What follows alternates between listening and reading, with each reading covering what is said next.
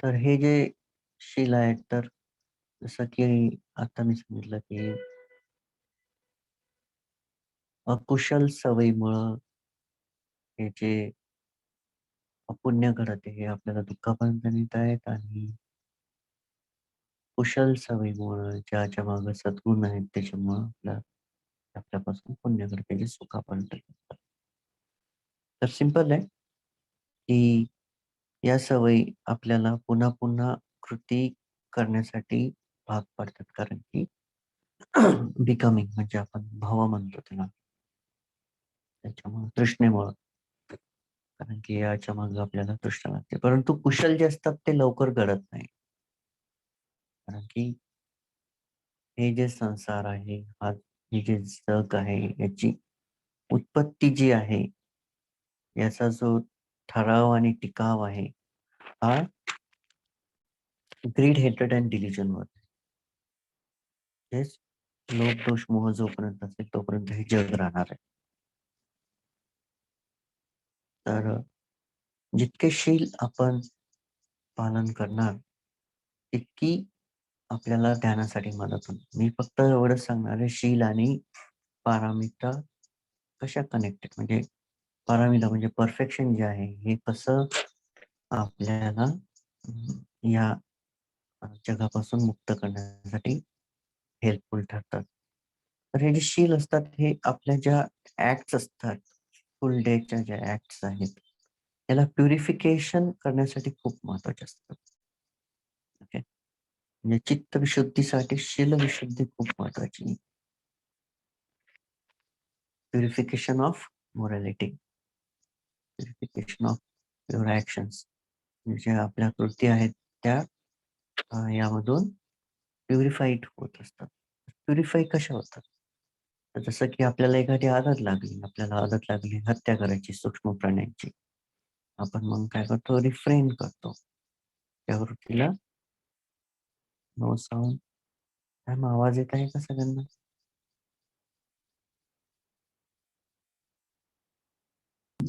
Yes sir. Okay. तर आपण काय करतो? रिफ्रेन करतो. तर रिफ्रेन जेव्हा करतो, तर काय होतं की जसं चाळणी आहे बघा, चाळणी एकदम सूक्ष्म बारीक चाळणी आहे, म्हणजे त्याच्यामध्ये आपण पीठ चालतो. सपोज पीठच घेऊया आपण, पिठाची चाळणी. तर त्या चाळणीमधून एकदम जे बारीक बारीक पीठ आहे, जे कामाचं आहे, ते खाली निघून जातं आणि जे खराब आहे ते वरती टिकून जातं. तर हे जे शील आहे ना, हे पण त्या चाळणीसारखेच काम करतात. जसं की आपल्या दिवसभराच्या ज्या कृती आहेत, ज्या ग्रॉस लेव्हलच्या आहेत, ज्या वाईट आहेत, त्या या चाळणीमधून म्हणजे आपल्या अचेतन मनापर्यंत हे जात नाही. त्याच्या कृती आहेत आपल्या अ, संस्कारापर्यंत हे जाऊ देत नाहीत शील. हे चाळणीसारखं काम करतात. सिंपल आहे. तर जर तुम्हाला ही चाळणी तुमच्या मनाला जर लावायची असेल, तर सिंपल आहे की तुम्हाला प्रथम त्रिशरण, म्हणजे ज्याला आपण रेफ्युज म्हणतो. रेफ्युज म्हणजे काय? शरण जाणे. तर कशाला शरण जातो आपण? त्रिशरणात. त्रिशरण म्हणजे काय? बुद्ध, धम्म आणि संघाला शरण चाललोय. तर जेव्हा शरण शब्द वापरला जातो, रेफ्युज म्हणजे सिक्युअर प्लेस. सिक्युअर प्लेस म्हणजे काय? की त्याला आपण म्हणतो की जसं की आता तुमचं घर आहे, वरतून पाणी येत असेल, ऊन असेल, वारा असेल, तरी तुम्ही त्याच्यामध्ये सुरक्षित आहात. तुम्हाला काही इजा पोहोचणार नाही. तसंच या संसारामध्ये कोणतं जर रेफ्युज असेल सगळ्यात चांगलं, तर ते आहे ईश्वरा, बुद्ध, धम्म आणि संघ. तर बुद्धांनी जे काही शिकवलेलं आहे, जे काही शिकवलेलं आहे, म्हणजे जे काही धम्म शिकवलेला आहे आणि तो धम्म जो संघ आपल्याला सांगत आहे, ते आपल्याला sorry, video not necessary. Okay, because it's okay, my voice is okay. I never tried on video. Not, I feel uncomfortable on that. Okay, so it's better my sound. तर आपण लिंक तुटली आहे. ओके. तर ही जी चाळणी आहे, ह्या चाळणीमधूनच आपल्याला gross लेव्हलचं जे कृती असतात ते निघून जात असतात. म्हणजे ज्या बिना कामाच्या ज्या कृती आहेत त्या पूर्ण निघून जातात. तर मोस्टली बघा आजच्या एक एक प्रवचन मी ऐकलं होतं मते गुणरत्नाचं. तर ते आवाज येत नाही? येस, आवाज येत आहे. सगळ्यांना आवाज येत आहे. जर आवाज आला नसता तर सगळ्यांनी मेसेज केले असते की आवाज येत नाहीये. ओके, सो प्लीज जर आवाज येत नसेल तर तुम्ही फोन रिस्टार्ट करा किंवा नेटवर्कमध्ये या. एक मिनिट मी मेसेज येतोय. येस. तर त्या प्रवचनामध्ये बनते म्हणतात की मी एका ठिकाणी म्हणजे आय थिंक कॅनडाला ते प्रवचन देत होते. तर प्रवचन देताना शिल्लावर प्रवचन देत होते. तर प्रवचन देताना एक व्यक्ती उठतो आणि म्हणतो की "no, no, no, I don't want this old fashion thing." म्हणतो old fashion thing. We are living in modern world, so we want modern things. Understand? This is a delusion. तर हे काय आहे? अविद्या आहे, मोह आहे. There is no modern and old things. Huh? This is just the name and form. Nama Rupa Parikeda Jnana. Nama Rupa, only Nama Rupa. But what what foolish people think, oh, this is real. मूर्ख लोक काय समजतात? या अ, या नाम आणि रूपाला खरं समजून घेतात. भगवान बुद्धांनी मूर्खाची परिकल्पनाच ती केलेली, की ते नाम रूपाला मी पण मूर्खामध्ये जातो जोपर्यंत मला धम्माचा जोड लागला नाही. कारण की धम्म नसेल तर शुअर अविद्या तिथं असते आणि अविद्या जिथं असते तिथं व्यक्ती चुकीच्या कृती करत असतो आणि जिथं व्यक्ती चुकीच्या कृती करत असतो तो व्यक्ती मूर्खच असतो. कारण की मूर्खच असे असतात जे दुःखाला जवळ आणतात आणि दुसऱ्याला दुःख देत असतात. तर मूर्खाची संकल्पना बुद्धांनी काय म्हटली आहे? दुःखडकारी, दुर्भाषित वाणी, चिंतित चित्ते. हेच आहे मूर्ख. ओके. म्हणून मी मूर्ख हा शब्द वापरला. ओके. तर सिंपल आहे, की आपण या अशा संकल्पनामध्ये नाही पडलेलं पाहिजे. लोकांनी जे नियम टाकलेले आहेत, ते त्याला म्हणतो आपण कन्व्हेन्शनल ट्रुथ. कन्व्हेन्शनल ट्रुथला कधीच फॉलो नाही करायचं आहे. सोशली ठीक आहे. सोशली तुम्हाला काही रूल्स फॉलो करावे लागतात. That's okay. परंतु जे जे रूढी परंपरा लोकांनी टाकून दिलेल्या आहेत, त्या फॉलो नाही करायच्या. कारण की दॅट इज त्याला म्हणू आपण शीलबद्ध परमस्स. हे तर ग्रॉस लेव्हलचा शीलबद्ध परमस्स, परंतु सूक्ष्म लेव्हलला अशा कृती नाही करायच्या ज्या लोक सांगतायत. आपल्या प्रज्ञेमधून निर्माण होणारी कृती ही आपल्याला शांततेपर्यंत घेऊन जात असते. तर तर हे जे आहे अ,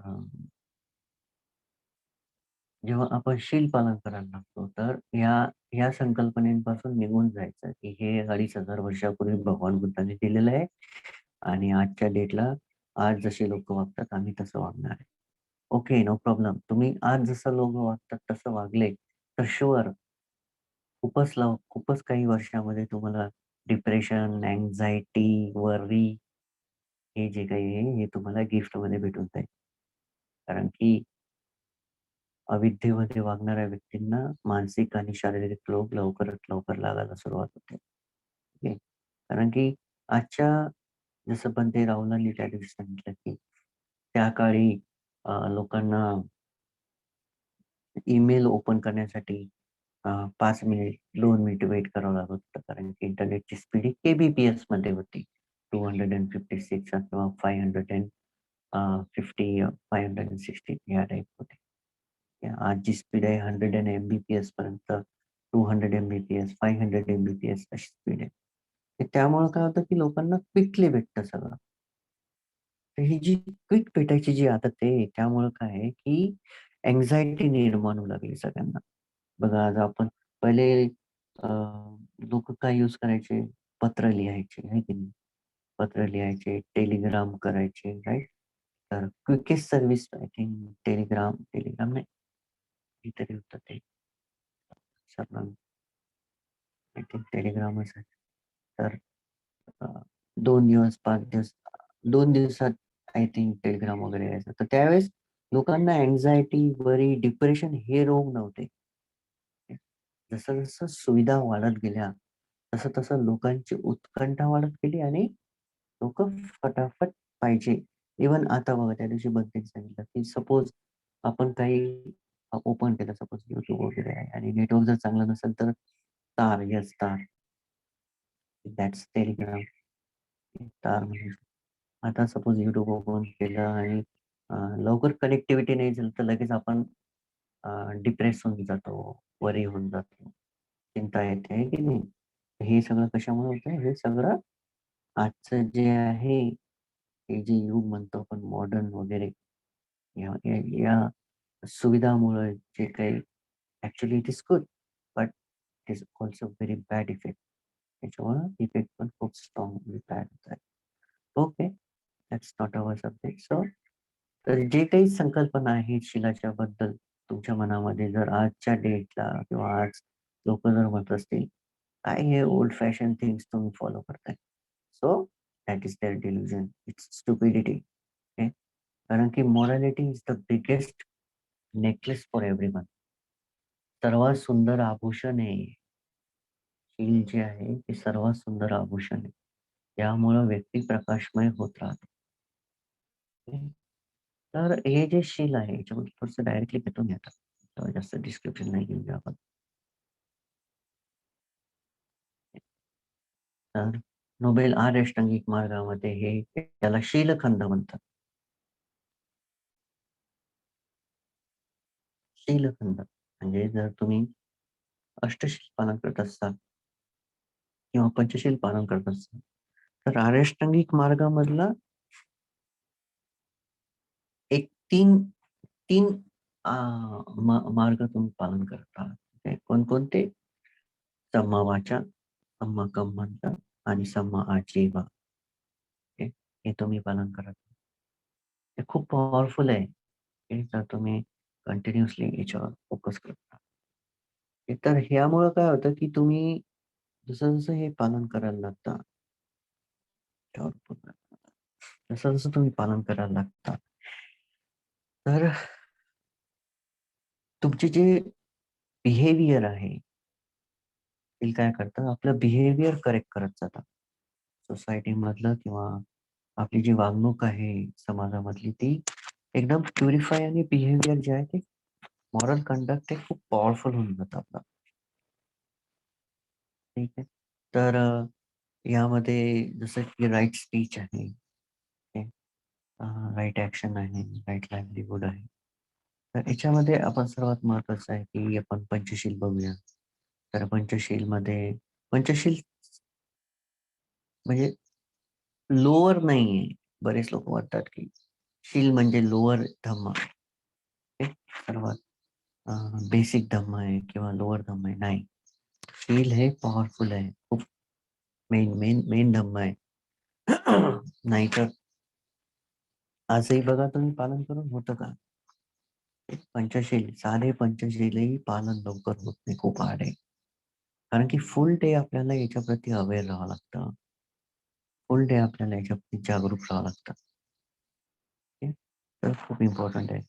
तर जसं की अ, पानाती पाहता, तर हत्या करायची नाही. हं. त्याच्यापासून काय बेनिफिट होतो, की अ, जसं की मी डायरेक्टली सांगतो, की तुम्ही जर हत्या केली तर काय होणार? हत्या केली तर तुमचं जे जीवन आहे ते कमी होऊन जाणार आहे. ते तर एक सिद्धांत आहे, तुम्ही जसं कराल तसं भराल. Every action goes into is equal and opposite reaction. जसं कराल तसं तुम्ही भराल. सपोज निसर्गामध्ये एखाद्या प्राण्याची जसं कुत्रं घेऊया आपण. ओके. कुत्र्याचं जे आयुष्यमान आहे ते 20 वर्षाचं आहे. तुम्ही त्याला मारून टाकलं. आता तुम्ही मारलं त्याला 5व्याच वर्षी. त्याचं किती आयुष्य राहिलं होतं? त्याचं राहिलं होतं 15 वर्ष. परंतु तो पण त्याच्याच कर्मानं मरत आहे. परंतु त्याचं जे आयुष्य आहे निसर्ग नियमानुसार त्याला 15 वर्ष भेटतात. तर ते 15 वर्ष कोणामुळे गेले? ते गेले तुमच्यामुळं. मग एकीकडे तर आपण म्हणतो जो जसं करेल तसं भरेल. एकीकडे आपण हेही म्हणतो की every action goes into its opposite and equal reaction आहे की नाही? मॉडर्न म्हणून बरेच लोक आजच्या डेटला महाराष्ट्रातले म्हणतात की बौद्ध धम्म हा विज्ञानावर आधारित आहे. ओके. त्या लोकांसाठी म्हणत आहे मी की हा जो सिद्धांत आहे इक्वल्स टू स्क्वेअर नाही. आय थिंक एनर्जीचा सिद्धांत आहे का लॉचा सिद्धांत आहे, पण I think this is a energy law. Reaction is positive reaction. Okay. तर तुम्ही याच्यावरून चेक करा की सपोज तुम्ही एखाद्याला मारलं, त्याची हत्या केली, तर ते जे वर्ष राहिलेले आहे ते तुम्हाला फेडावं लागतं. कोण फेडणार? Newton's third law. Yes, thank you. कोण फेडणार? तुम्ही फेडणार. कारण की तुम्ही सॉरी, तुम्ही त्याची हत्या केलेली. ओके. एक एक गाणं होतं. तुम्हाला आठवतंय की आय थिंक प्रल्हाद शिंदे का आनंद शिंदे यांचं. जैसे ज्याचे कर्म तैसे आहे की नाही? हे 1960 और 70 और 80 मधलं गाणं आहे ते. तर तिथं देव वापरलेलं आहे. ते देव वगैरे तर नाही देत फळ, परंतु निसर्गच देत असतो. संसार देत असतो. निसर्ग चक्र जे आहे ते आपल्याला हे फळं देतात. तर मग हे जे 15 वर्ष आहे हे आपल्याला करावं लागतं. त्याच्यामुळं प्रत्येक जीव जो आहे त्याचं जे आयुष्यमान आहे ते वेगवेगळं आहे. कोणीही असं नाही की सेमच जगणार आहे. कोणी 60, कोणी 70, कोणी 15, कोणी 14, कोणी 1, कोणी 2, कोणी गर्भाशयामध्येच चालल्या जातात. हे आहे पानाती पानाची रिसर्च. त्यामुळे जो व्यक्ती हे शील पालन करेल, हत्या करणार नाही आणि हत्या न करता तो जीव जर वाचवेल लोकांचे, तर शुअर त्याचं जे आयुष्यमान आहे ते वाढून जाईल. आणि दुसरीकडे हे बघा की हत्या न करणं म्हणजेच तुमच्या मनामधली जी हिंसक वृत्ती आहे त्याला आळा बसतो. त्याला आपण क्रुएलिटी म्हणू. क्रुएलिटी. आणि जेव्हा क्रुएलिटी आणि हिंसक वृत्ती कमी होते तर ऑटोमॅटिकली करुणा आणि मैत्री भावना मदत प्राप्त होते. करुणा आणि मैत्री भावना खूप स्ट्रॉंग होऊन जाते. ओके. सो काय होतं की जसं तुमची हिंसक आणि ही वृत्ती कमी होते, करुणा आणि मैत्री वाढते. त्यामुळं ऑटोमॅटिकली तुमची जी अ, तुमचं जे काही बिहेवियर आहे सोसायटीमध्ये, समाजामध्ये लोकांसोबत हे ऑटोमॅटिकली काइंड होऊन जातं. ओके. तुमच्यासोबत लोकं काइंडली बिहेव करतात. सपोज एखादा व्यक्ती त्याला मारण्याची आदत आहे. हिंसक आहे. कोणी लवकर जाणार नाही त्याच्यासोबत. जसं अंगुलीमालचं उदाहरण आपण घेतलं होतं मागं. अंगुलीमाला ते हत्या करतात. त्या एरियामधून कोणी जात नव्हतं. सेम वे आपण हे जर शील फॉलो केलं तर ऑटोमॅटिकली आपल्याला हे बेनिफिट्स भेटतात. आपलं आयुष्य वाढत जातं. त्याच्यानंतर आहे स्टिलिंग. ओके. स्टिलिंग, चोरी. याच्याबद्दल मी जास्त नाही सांगणार. कोणाची वस्तू न विचारता त्याला हात नाही लावायचा आहे. चोरी करणं तर मेन जर चोरीला तुम्ही जर सूक्ष्मरित्या पाहता सॉरी. तर जसं की एखाद्याची वस्तू तुमच्या समोर ठेवलेली आहे आणि तुम्ही त्या वस्तूला त्याच्या परवानगीशिवाय हात लावून घेता. ती पण चोरी आहे. कारण की ती त्याची प्रॉपर्टी आहे आणि जोपर्यंत त्याची परमिशन भेटत नाही, तोपर्यंत तुम्ही त्या वस्तूला हात नाही लावायला पाहिजे. जर तुम्ही लावला, तर तीही एक चोरीच आहे. ओके. उलट्या स्वरूपात बघू, लोकं घरं फोडतात, वस्तू चोरून नेतात. तर ते पण तर ग्रॉस म्हणजे मोठ्या लेव्हलला म्हणजे त्यावेळेस लोभ जो असतो अति वाढलेला असतो मनामध्ये आणि त्यावेळेस असे लोक ते चोरी करतात.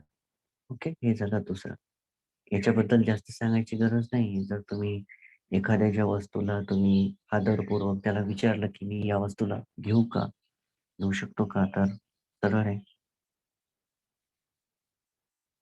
त्या व्यक्तीच्या मनामध्ये तुमच्या प्रती जे आदर आणि सत्कार आहे तो वाढून जाईल आणि तो व्यक्ती तुमच्यासोबत कधीही सिक्युअर फील करेल. त्याला कधीही ही चिंता नाही राहणार, की माझ्या संपत्तीला काही हानी पोहोचेल का? की हा व्यक्ती माझ्या संपत्तीला हानी पोहोचेल आणि विश्वास वाढेल सगळ्यात महत्त्वाचा. ट्रस्ट फॅक्टर खूप स्ट्रॉंग होऊन जाईल. ऑटोमॅटिकली लोभ जो आहे तो कमी होऊन जातो. पहिल्या शिलामध्ये हेट्रेड कमी होतो, द्वेष कमी होतो. दुसऱ्या शिलामध्ये लोभ कमी होतो. तिसऱ्या शिलामध्ये लस्ट कमी होते. वासना, कामेसुमिच्छाचारा. हे कामेसुमिच्छाचारा म्हणजे इंद्रिय सुखापासून इंद्रिय सुखाला अ, थांबवण्यासाठी केलेले प्रयत्न. ठीक आहे. आता दुसरं जे शील आहे त्याचे साइड इफेक्ट हे आहे की तुम्ही कधीच तुमच्यापर्यंत तुम्हाला लागणाऱ्या वस्तू कधीच भेटणार नाही जर तुम्ही चोरी केली तर. आजच्या डेटला जे आर्थिक असमतोल पाहतो आपण, हे त्याचेच फळ आहेत.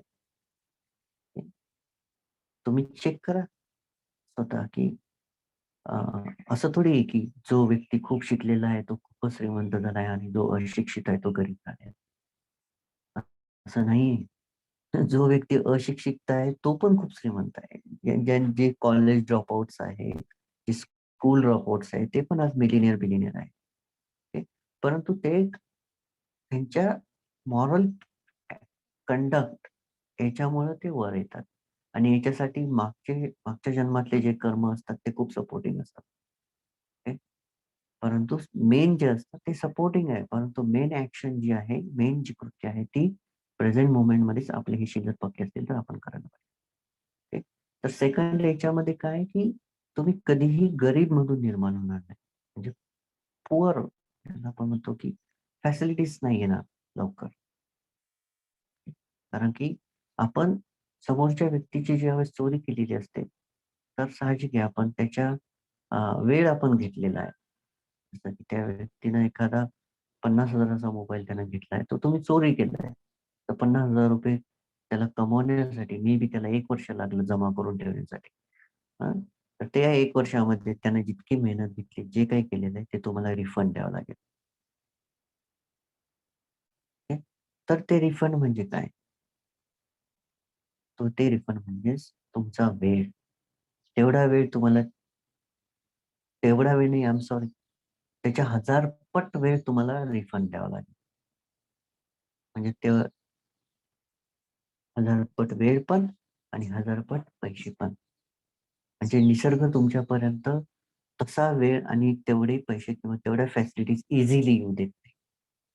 ओके. त्यामुळं हा आर्थिक असमतोल असतो. त्याच्यामुळं लोभ जो असतो तो दुसऱ्या शिलामध्ये कमी होतो. तिसऱ्या शिलामध्ये लस्ट कमी होते. वासना आपण ज्याला म्हणतो, जी मोहामधून निर्माण होत असते, इल्युजन मधून निर्माण होते.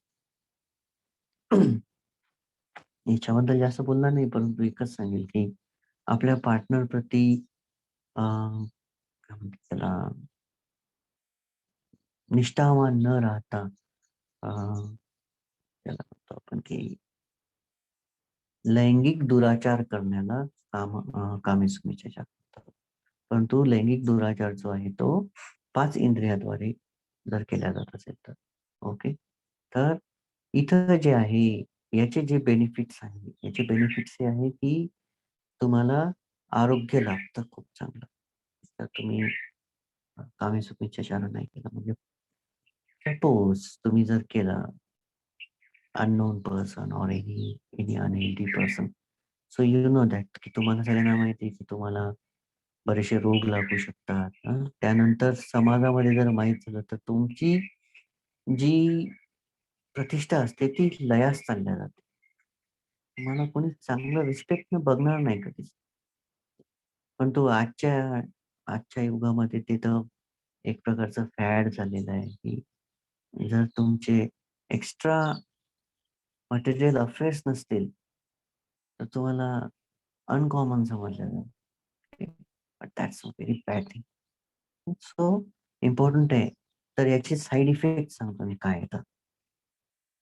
तुम्ही कधी अ, तृतीयपंथी लोकं बघितले? तृतीयपंथी त्याला म्हणतो. गे और वुमन्समध्ये पण आहे ते. लेस्बियन, हेटेरोसेक्सुअल और ऑल these थिंग्स ना. तर जे लोकं लैंगिक दुराचार करतात, कामी सुमिचार करतात, पुढच्या जन्मामध्ये किंवा कोणत्यातरी जन्मामध्ये त्यांना या असे जन्म भेटतात. ओके. कारण की त्यांनी त्यांचे जे सेक्शुअल पार्ट्स आहेत, त्यांना अब्यूज केलेला आहे. नैसर्गिकरित्या त्यांना जो पार्टनर भेटलेला आहे, त्यांच्यासोबत त्यांनी दुराचार केलेला आहे. त्याच्यामुळे त्यांना असे जन्म भेटतात. Kinnaur yes, yes. असतं ते. ओके. तर तिसऱ्या ह्याच्यामध्ये वासना कमी होते. तर बघा पहिल्या ह्याच्यामध्ये काय होते, हेट्रेड कमी होते. जसं हेट्रेड कमी होते, तुमची मैत्री होणं स्ट्राँग होते. दुसऱ्या ह्याच्यामध्ये लोभ कमी होते. लोभ कमी होते, तर तुमचा वेळ ऑटोमॅटिकली वाचतो. तुम्ही जास्त पळणार नाही पैशाच्या मागं, वस्तूंच्या मागं. तर तो वेळ आणि तुमची अविद्या सॉरी मोह कमी होतो. वेळ आणि मोह कमी होतो दुसऱ्या ह्याच्यामध्ये. मोह कमी झाल्यामुळं तुम्हाला सत्य हे डायरेक्टली कळायला लागतं. ते असत्यावरचा पडदा कमी होऊन जातो. आय थिंक हे प्रवचन लाँग चाललंय, मी शॉर्ट करतो ना. ठीक आहे, तर त्यामुळं काय होतं, की तुम्हाला आसक्ती कमी झाल्यामुळं तुम्हाला ध्यानासाठी वेळ आणि हे सगळं लाभतं. तिसऱ्या ह्याच्यामध्ये अ, अ, कामवासनेचे जे विचार आहेत ते कमी होऊन जातात. तर 32 पार्ट्स ऑफ द बॉडी जो आहे, तो ध्यानाचा विषय तो खूप स्ट्रॉंग होऊन जातो. आणि ध्यानाला बसल्यानंतर तुमचे जे विचार आहेत, अ, वाचण्याच्या बाबतीत ते कमी होऊन जातात आणि आनापानासाठी खूप स्ट्रॉंग होऊन जातात. चौथं जे आहे ते आहे मुसावादा. ओके. मुसावादा जे आहे आपण मोस्टली आसक्ती आणि लोभामधूनच म्हणतो किंवा एखादी गोष्ट लपवण्यासाठी म्हणतो. तर त्याचा अर्थ आहे की खोटं बोलू नये आणि अर्धवट वाक्य बोलू नये. तर यामध्ये खूप आहे. कारण की जर घ्यायचं असलं तर राइट स्पीचच घ्यावं लागेल. अजून 1.5 ते 2 तास चालले नाही. परंतु मी शॉर्टमध्ये सांगून देतो, की यामध्ये खोटं बोलू नये, अर्धवट वाक्य बोलू नये, शिवीगाळ करू नये, उंच आवाजात बोलू नये, टोचून बोलू नये आणि व्यर्थ बडबड करू नये. तर व्यर्थ बडबडमध्ये काय आहे, की अ, व्यर्थ बडबडीचे काही विषय आहेत. त्यामध्ये 1 मिनिट. त्यामध्ये राजकथा म्हणजे राजाबद्दल बोलू नये, चोरकथा म्हणजे चोराबद्दल बोलू नये. हं. अ, मंत्र्याबद्दल बोलू नये, सैन्याबद्दल बोलू नये, धोक्याबद्दल, युद्धाबद्दल, जीवनाबद्दल, पेयाबद्दल, वस्त्राबद्दल, वास्तव्याबद्दल, फूलमालाबद्दल, सुगंधी द्रव्याबद्दल, नात्याबद्दल, वाहनाविषयी, गावाबद्दल, व्यापारीबद्दल, व्यापाराबद्दल, शहराबद्दल, जिल्ह्याविषयी, स्त्रियाविषयी, नायकाविषयी म्हणजे ॲक्टर, ॲक्ट्रेस, रस्त्याविषयी, हं, पाणवठा, मेलेले नातेवाईक, गोंधळ, जगाचा उगम, जगाचा नाश, महासागर, अनंतकाल, विनाशविषयी, ऐहिक प्राप्ती, ऐहिक तोटा, स्वतःच्या भोगविषयी, स्वतःच्या विकृती. इतक्या विषय आहेत 32. या 32 विषयाबद्दल बोलल्याने गेलं पाहिजे. ज्यावेळेस तुम्ही हे 32 विषय तुमच्या स्पीचमधून काढून टाकताल, तर ऑटोमॅटिकली तुमचं स्पीच जे आहे ते आर्डंट, powerful, straight, kind and respectful and त्याला आपण म्हणू की सॉफ्ट, जेंटल हे सगळे गुण त्याला प्राप्त होणं चालू होऊन जाईल. हे जर 32 तुम्ही फॉलो केले म्हणजे तुम्ही खोटं नाही बोलले, तुम्ही अर्धवट वाक्य नाही बोलले, त्याच्यानंतर तुम्ही हे 32 विषय पालन केले, ध्यान बोलण्याचे, त्याच्यानंतर तुम्ही शिवीगाळ नाही केलं, तुम्ही अर्धवाक्याने बोलले, तर तुम्ही कोणाला टोचून नाही बोलले, कोणाविषयी पाठीमागं नाही बोलले, दोघांमध्ये भांडणं लागतील असं नाही बोलले. तर तुमची जी भाषा आहे, तुमची जी वाणी आहे, ती खूप चांगली होऊन जाईल. खूप पॉवरफुल. ओके.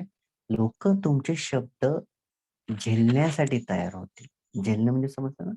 की आपण झोळीमध्ये काहीतरी झेलतो. तुमच्या शब्दांना इतकी ताकद निर्माण होईल, की तुम्ही जिथं बोलसाल, तिथं तुम्ही कनेक्शन्स निर्माण करसाल. म्हणजे ज्याला आपण म्हणतो, की अ, संबंध किंवा रिलेशन्स, ओके, बॉन्डेज. ओके, तुम्ही 1000 लोकांमध्येही जर बोलले, तर 1000 लोकं तुमचं बोलणं अति शांतपणे ऐकतील. त्यांनी त्याच्यानंतर तुमचे शब्द ऐकल्यानंतर, तुम्हाला ऐकल्यानंतर लोकांच्या मनामध्ये प्रीती, पामुच्या आणि शांतता निर्माण होईल. त्यांचं मन एक प्रकारे असं होईल, की जसं ध्यान केल्यानंतर त्यांना वाटतं, तसंच तुमचे शब्द ऐकल्यानंतर त्यांना वाटायला सुरुवात होईल, त्यांना फीलिंग्स होईल. हे खूप इम्पोर्टंट आहे. सगळ्यात पॉवरफुल जर प्रिसेप्ट असेल, तर ते मुसावादा आहे. हे खूप इम्पोर्टंट आहे. जर तुम्ही हे पालन केलं, शुअर भगवान बुद्धांनी 84,000 प्रवचनं दिलेत. काय वे आहे स्वतःचा धर्म एक्सप्रेस करण्यासाठी? शब्दच आहे, भाषाच आहे. ओके. हा जो शब्द, आता जसं मी हा शब्द बोलत आहे, तर हा शब्द बोलताना माझ्या प्रत्येक साउंड वेव्ह सोबत इलेक्ट्रोमॅग्नेटिक इम्पल्सेस पडतात आणि ते या वातावरणामध्ये विलीन होऊन जातात. तर माझ्या समोर 10 व्यक्ती बसलेले आहेत, तर त्यांच्या कानापर्यंत हे ध्वनी तरंग नेण्यासाठी, अ, ध्वनी नेण्यासाठी या तरंगाला मॅग्नेट लागून जातं. ह्या मॅग्नेटच्या सोबतच हे या जे साउंड वेव्हज आहेत ते डेस्टिनेशन डेस्टिनेशन पर्यंत पोहोचतात. तर हे जर हे इलेक्ट्रोमॅग्नेटिक इम्पल्सेस किंवा हे जे ध्वनी तरंग, हे जर तुम्हाला स्ट्रॉंग वेव्हज बनवायचे असतील, खूप सायंटिफिक भाषेमध्ये बोलत आहे, तर इथं कोणी म्हणत असेल की बौद्ध धर्म विज्ञानावर आहे, त्यांच्यासाठी मी हे थोडंसं वैज्ञानिक सांगत आहे. तसं मला हे आवडत आहे, मी सायंटिफिक बोलणं. कारण की सॉरी, माझ्या मतानुसार नाही, परंतु युनिव्हर्सल ट्रूथ आहे, की भगवान बुद्धच या जगामधले सर्वात प्रथम वैज्ञानिक आहे. परंतु आजकाल लोकं वैज्ञानिका भगवान बुद्धांना तुलनात्मक दृष्टीने पाहतात, त्यांच्या धम्मात. ओके. आणि बऱ्याच वेळेस हेही वापरतात, की नाही, नाही, भगवान बुद्धांनी सांगितलं ना. भगवान बुद्धांनी सांगितलं असं म्हटलं, तर तिथं ते कोणते त्यांचंच सूत्र वापरतात. त्याच्यामध्ये म्हटलेलं आहे ना, की मी म्हणतो म्हणून ऐकायचं नाही, विश्वास ठेवायचा नाही. भगवान बुद्ध म्हणतात म्हणून ऐकायचं, विश्वास ठेवायचा नाही. परंतु स्वतःच्या तर्कबुद्धीवर तुम्हाला जर समजत असेल, तर तुम्ही ते ऍक्सेप्ट करा. पहिली गोष्ट, ते इतकी तर्कबुद्धी विकसितच होत नाही, की भगवान बुद्धांची शिकवण स्वतः जज करून स्वतःला ऍक्सेप्ट करू शकतात. त्यामुळेच हा सगळा गोंधळ आज उडालेला आहे. त्यामुळेच संघावर विश्वास राहत नाही, धम्मावर विश्वास राहत नाही आणि नंतर भगवान बुद्धांवर विश्वास राहत नाही. ओके. कलाम सुद्धा, ओके, जे सायंटिफिक बुद्धिस्ट लोक आहे, 2 टेक्निक वापरतात. नाही, नाही, हे भगवान बुद्धाची शिकवण विज्ञानाला आधारित आहे. त्याच्यामुळे विज्ञानामध्ये सांगितलेलं नाहीये, म्हणून हे खरं नाही किंवा हे ट्रुथफुल नाही. आणि कलाम सुत्ता आहे बघ, कलाम सुत्ता आम्ही वापरतो. कलाम सुत्तानुसार भगवान बुद्धांनी म्हटलंय, की ते जर सांगत असतील तर त्याच्यावर विश्वास ठेवू नका. तुमच्या तर्कबुद्धीवर तुम्ही पहिले चेक करा. अहो, पण पहिले तर्कबुद्धी डेव्हलप करायसाठी तुमच्यामध्ये प्रज्ञा पाहिजे तेवढी. हं. तुमच्यामध्ये तेवढं इंटेलिजन्स तर डेव्हलप व्हायला पाहिजे. दिवसभरामध्ये पहिले आपण आपल्या कृती बघून घ्यायच्या, की आपण काय करतो. सकाळी उठल्या-उठल्या मोबाईल हातात घेतो. त्याच्यानंतर YouTube जातो, Facebook जातो, WhatsApp स्टेटस पाहतो. त्याच्यामध्ये लोकं वेगवेगळं काय टाकतात, तो कचरा सगळा डोक्यात घेतो आणि त्याच्यानंतर मग आपण भगवान बुद्धांचं एखादं वाक्य आलं, तर लगेच रिजेक्ट करतो. का? कारण की विस्डमच डेव्हलप नाही तेवढी. तेवढं इंटेलिजन्सच डेव्हलप नाही. आज तुम्ही याच्यापैकी 200 लोकं 8 महिन्यापासून, 9 महिन्यापासून कंटिन्यू मेडिटेशन करत आहेत.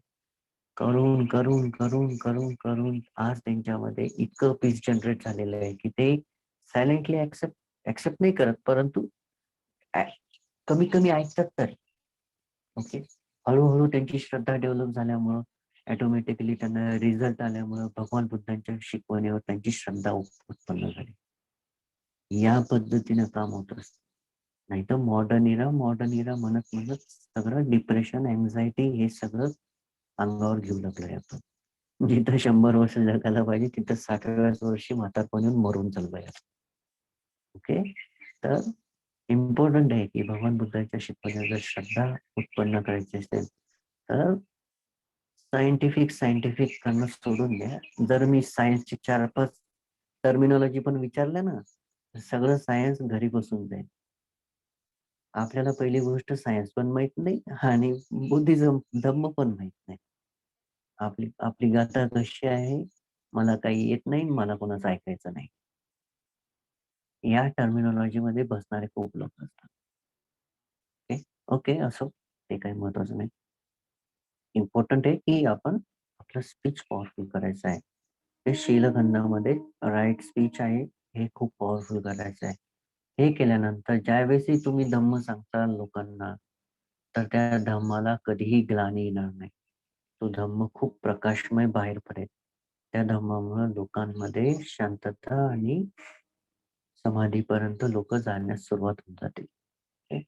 तर जर तुम्हाला धम्म सांगायचा असेल, तर तुमच्यामध्ये सम्यक वाचा असणं खूप गरजेचं आहे. त्याच्यानंतर आहे मी जास्त घेणार नाही. ओके. एक राइट स्पीच म्हणून प्रवचन दिलेलं होतं मला वाटतं 5 ते 6 महिन्याआधी. प्लीज तुम्ही ते रेफर करा जर स्पीचच्या बद्दल अजून जास्त डिटेल्स ऐकायचं असेल. ओके. याच्यामध्ये मी अजून एक थोडंसं ॲड करू इच्छितो. हे तुमच्या कामाचंच आहे. तर याला पंचसुभाषित म्हणतात. ट्रू स्पीच म्हणजे खरं बोलणं पाहिजे, बेनिफिशियल पाहिजे आपल्यासाठी पण आणि दुसऱ्यासाठी पण. राइट टाईम आणि प्लेस, योग्य वेळी आणि योग्य ठिकाणी बोललं गेलं पाहिजे आणि शब्द जे असतात ते काइंडली बोलले गेले पाहिजे. म्हणजे प्रेमळ आणि करुणामय शब्द पाहिजे आणि स्पीच विथ गुडविल. त्यामध्ये बोलताना कधी पण आतमधून गुडविल पाहिजे म्हणजे मनामध्ये चांगले भाव पाहिजे. हे याला पंचसुभाषित म्हणतात. आपल्या बोलण्यामध्ये हे 5 जे अलंकार आहे ते आणले पाहिजे. त्याच्यानंतर आहे सुरामेरय. सुरामेरय म्हणजे काय की अ, बुद्धीला भ्रमित करणारे पदार्थ किंवा द्रव्य घ्यायचे नाही. जर तुम्ही ते घेतले, तर जे विकलांग म्हणून येतात, बौद्धिक विकलांग लोकं त्यामध्ये जन्म होऊन जातो. ओके. तर जर तुम्ही ड्रिंक करत असाल, सो प्लीज लीव्ह दॅट. तुम्ही जर तंबाखू खात असाल, सिगारेट घेत असाल, ओके. हे सगळं फेकून द्या, काही कामाचं नाही. युजलेस आहे. कारण की त्यामुळं तुमचा समोरचा हा जन्म तर खराब होतोच होतो, परंतु समोरच्या असंख्य जन्मामध्ये जे विकलांग असतात बौद्धिकरित्या बघा, वय तर वाढतं, शरीर पण वाढतं, परंतु बुद्धी वाढत नाही. त्याच्यामध्ये जन्म होतात. ओके. त्यानंतर आहे अष्टशील घेत आहे मी. विकाल भोजना. विकाल भोजना खूप चांगलं शील आहे. ज्यामुळं तुमची जी मेटाबॉलिझम आहे शरीराचं आणि तुमचं जे डायजेशनचे प्रॉब्लेम, तुमचं अ, तुम्हाला जे ओबेसिटी असेल, जसं की स्थूलपणा येत असेल, जाडे होत असाल तुम्ही, लेथार्जिक असाल, ऊर्जा कमी असेल, हे पालन करा. ऑटोमॅटिक हे सगळे जे प्रॉब्लेम्स आहेत तुमच्या शरीराचे हे रिमूव्ह होऊन जातील. ओके. विकाल भोजन जर करसाल तर 16 तासाचं तुम्हाला फास्टिंग भेटतं जवळपास. 16 हॉवर. ओके. 12 ते 12 हे झाले 12 तास. त्याच्यानंतर 12 ते 5 म्हणजे हे झाले 17 तास. 17 ते 18 तासचं बॉडीला फूड भेटत नाही. कधीही एक गोष्ट लक्षात ठेवा, की शरीरामध्ये ज्यावेळेस अन्न नसेल, त्याच वेळेस शरीर सगळ्यात सर्वोत्कृष्ट परिस्थितीमध्ये आहे.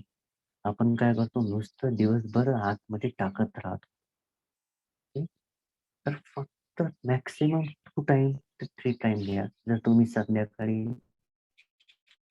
जेवायची आदत असेल तर खूप कमी असतो. जर तुम्ही 4 पोळ्या, 5 भाकरी किंवा 10 भाकरी खात असाल किंवा 5 पोळ्या, 10 पोळ्या जर खात असाल, तर 2 वर येऊन जा, 1 वर येऊन जा, मग अर्ध्यावर येऊन जा. ओके. नंतर हळू-हळू दूध घ्या, त्याच्यानंतर कोल्ड आपलं सॉरी त्याला म्हणू लिंबू पाणी घ्या. ओके. या स्वतःला त्यामध्ये ढाळा. यामुळे काय होईल, की तुम्हाला कधीही बॉडीचे विकार होणार नाही. खूप पॉवरफुल विकाल भोजना. नाहीतर बघा जे भिकू विकाल भोजना करतात, तर ते किती सुदृढ असतात. त्यांचं आयुष्य पण वाढून जातं.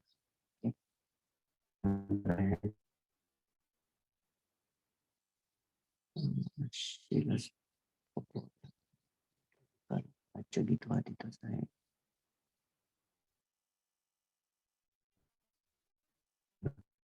नाच गीतवादीत नाच नाचणं नाचतात लोक वाय मोह थोडस जरा आतमधून संगीत काढून टाका. ते आतमधून संगीत काढा आणि yes, मी तुम्हाला सिनारिओ डेव्हलप करून देईल तुमच्या मनात. तुम्ही फक्त इमॅजिन करा. तर कसं इमॅजिन करायचं आहे की चाललंय. ओके. गाणं चाललंय, डान्स चाललंय. त्याच्यामधलं तुम्ही म्युझिक स्टॉप करून टाका.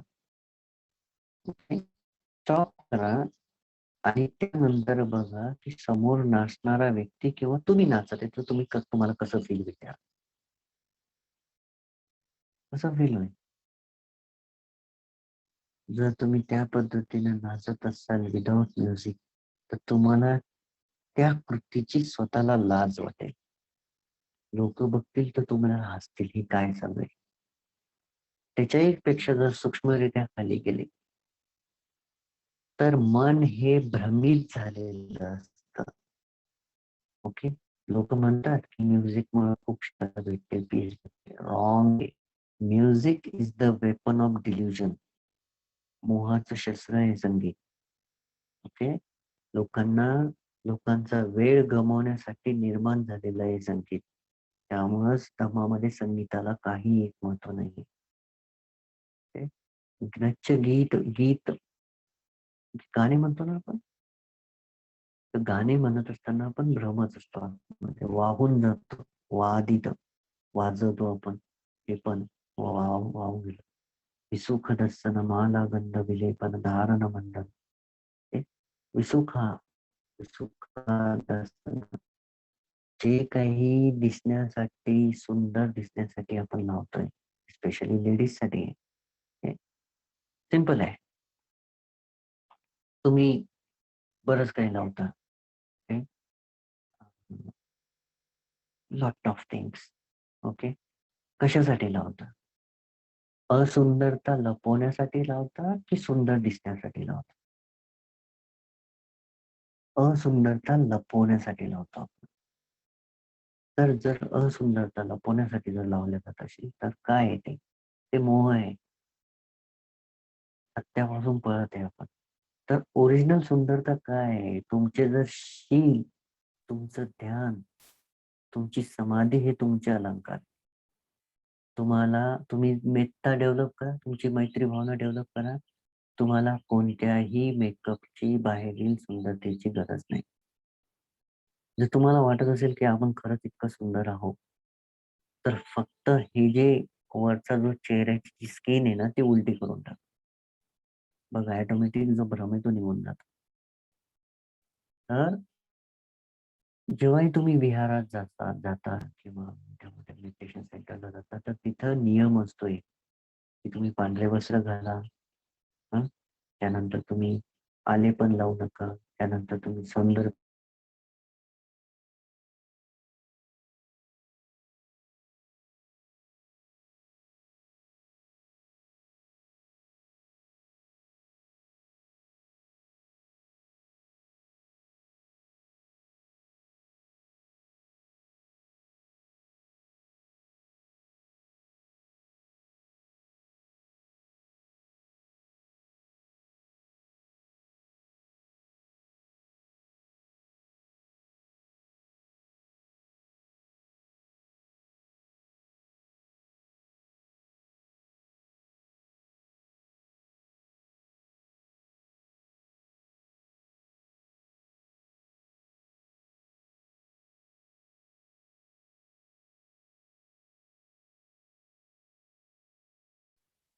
हॅलो. ओके, सॉरी नेटवर्क गेलं होतं. सो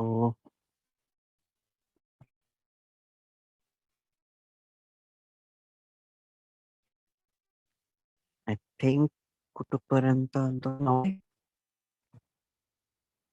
मॅम आवाज येत आहे? हो सर. Okay, okay, okay. ठीक आहे. ठीक आहे.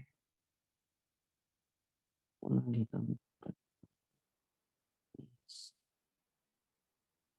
विसुकदास मॅम. Yes, yes. ओके. तर हे खूप बोललो मी आज, जास्त झालं. तर मालागंध विलेपन म्हणजे आपण अ, अष्टशील जर पालन करत असू, तर हे शील पालन नाही करायचं. तर जे काही लोकं सौंदर्य प्रसाधनाचं वर्क करताय, काही जणांनी प्रश्न विचारले होते. तर आम्ही काय करायचं म्हणे, तर तर त्याच्यासाठी तर काहीच उपाय नाही. परंतु जर तुम्ही ब्युटी पार्लर किंवा कुठं वर्क करत असाल, तर तुम्ही हे शील घेऊ नका, ज्याच्यामुळे ते ब्रेक होईल. तर तुम्ही आजीवट्टमंग शीलच पालन करायचं. ओके. तर हे इम्पॉर्टंट आहे. त्यानंतर आहे अ, उच्चासना महासना म्हणजेच उंच उंच बेड आणि मोठे बेड नाही वापरायचे. त्याला आपण म्हणतो की बसल्यानंतर आपले पाय जमिनीवर टेकायला पाहिजे, असे बेड वापरायचे आहेत. आणि असे जर बेड वापरले तर आणि सिंगल बेड म्हणजे त्या बेडवर एकच व्यक्ती झोपला पाहिजे आणि गादी नाही पाहिजे सगळ्यात महत्त्वाचं. त्याच्यावर फक्त चटई किंवा छोटासा पतला कपडा टाकावा लागतो. तेव्हा ते उच्चासना महासना ही जी शील आहे ते पालन करतात. ठीक आहे. तर या शिलामुळं काय होतं, की मन हे एकदम सूक्ष्म, तीक्ष्ण आणि प्रबळ होत जातं. ओके. साइड इफेक्ट ऑफ नच्चगीत. येस, साइड इफेक्ट हे की तुम्ही सदैव भ्रमामध्ये राहतात, की सुख आणि शांतता ही संगीतामधून भेटत आहे, गाण्यामधून भेटत आहे. आणि तुम्ही रिअल आनंद उपभोगू शकत नाही. तुम्ही एक लो ग्रेडेड आनंद उपभोगता. साइड इफेक्ट हा आहे, की सत्यापर्यंत पोहोचू शकत नाही, कारण की मोहामध्ये असतो. ओके. मोह काय करतो, ट्रुथपर्यंत पोहोचू देत नाही. जसं की काही जे भिक्खू आहेत, जसं आपल्या भिक्खूंचे बघूया. एक उदाहरण मी देऊ इच्छितो, कारण की मला ते भंते खूप आवडतात. ओके.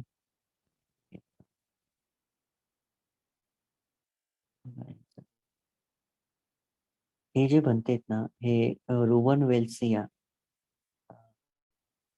अनुराधपूरला एक पगोडा आहे. रोमन वेल्सिया. तिथं 20 वर्षापासून त्या पगोड्याला पाहतात फक्त. ओके. म्हणजे पगोड्याकडे पाहतात. कारण की त्या पगोड्यामध्ये भगवान बुद्धांच्या खांदा आहे ना, खांदा त्याचे धातू आहेत. तर अ, धातू जे असतात ते प्रकाशमय असतात. त्याच्यामधून लाईट उत्पन्न होत असतो. तर हे जे बनते आहेत 20 वर्षापासून फक्त त्या धातूकडे बघतायत. तर त्यांना हे धातू डायरेक्टली दिसतात. तर बघा यांच्या प्लेटवर काय लिहिलंय, हे उभे राहतात दिवसभर आणि उभे राहूनच ते त्या धातूकडे बघतात. बघा, don't put money, no company with money. किती नाईस आहे. ओके. म्हणजे पैशांसोबत काही माझी कंपनी नाही. मला मला पैशासोबत राहायचं नाही, तर तुम्ही पैसे टाकू नका. लोकं दानामध्ये टाकतात ना, ते उभे राहतात तिथं. तर त्यांनी बोर्डच लिहून टाकलेलं आहे 20 वर्षापासून, की पैसे टाकू नका. आणि पैसे जर टाकले गेले, भिक्खूंचा विनय आहे पैशाला स्पर्श न करणे. भिक्खूंचा विनय आहे, की पैशासोबत व्यवहार न करणे, पैशाबद्दल न बोलणे. ओके. तर म्हणजे व्हेरी हाय धम्म, व्हेरी हाय विनय नाहीये, परंतु तुटल्या गेलं तर आसक्तीमध्ये भिक्खू जाऊन सगळे प्रॉब्लेम अराईज होत असतात. ओके. तर यांच्याबद्दल थोडंसंच मला सांगायचं होतं, की जर 20 वर्षापासून हे एक साधा विनय इतक्या म्हणजे 227 च्या व्यतिरिक्त पण 227 50 हा विनय पण त्यांनी फोकसमध्ये आणून घेतलं. एवढ्यामुळं ते पूर्ण जगामध्ये खूप फेमस झाले. परंतु शिलामुळेच व्यक्ती हा कधीही त्याला प्रसिद्ध नाही, परंतु सुगंधित त्याची जी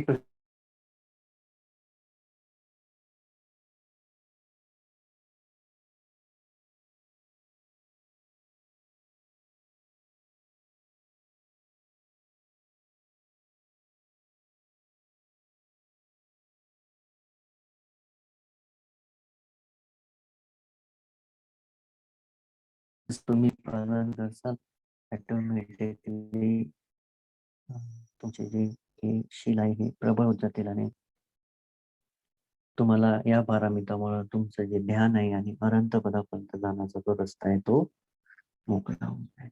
हे प्रश्न होता.